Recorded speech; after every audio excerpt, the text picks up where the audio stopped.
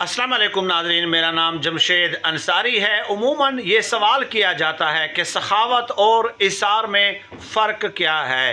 तो ये इंतहाई आसान है, और वो ये कि अगर आपके पास आपकी ज़रूरत से ज़ायद कोई चीज़ मौजूद है और वो आप किसी दूसरे को दे देते हैं, यानी ज़रूरत से ज़ायद सामान है, ज़रूरत से ज़ायद माल है, कोई भी चीज़ जो आपकी ज़रूरत से ज़ायद है वो आप किसी और की ज़रूरियात की तकमील के लिए उन्हें दे दें, तो इसको सखावत कहा जाता है। लेकिन इसार इसको कहते हैं कि फ़र्ज़ किया आपकी ज़रूरत से भी कम कोई चीज़ आपके पास मौजूद है, लेकिन आप अपनी ज़रूरत को कुर्बान करते हुए किसी दूसरे के लिए कुर्बानी दे देते हैं और उनकी ज़रूरत की तकमील कर देते हैं, तो इसे इसार कहा जाता है। सखावत के बारे में बहुत सारी अहादीस मौजूद हैं कि सखी इंसान अल्लाह पाक को पसंद है। बल्कि एक हदीस पाक में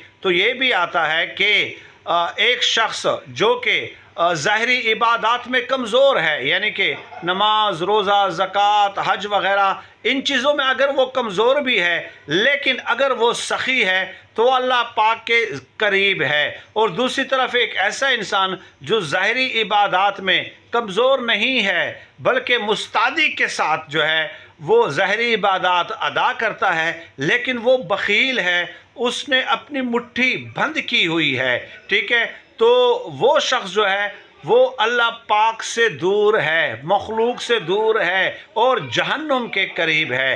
तो इस हवाले से मैं कई दर्जनों अहादीस मुबारक मौजूद हैं सखावत और इसार के हवाले से। वो तो खैर मैं अलग वीडियो में अपलोड करके तफसीलात आपकी खिदमत में पेश करूँगा। सरे दस्त इस वीडियो में सखावत और इसार में बुनियादी फ़र्क बताना मकसूद था। अल्लाह पाक से दुआ है कि अल्लाह पाक हमें खल्क़ खुदा के लिए आसानियाँ पैदा करने की तौफ़ीक़ अता फ़रमाए। आमीन या रब्बल आलमीन।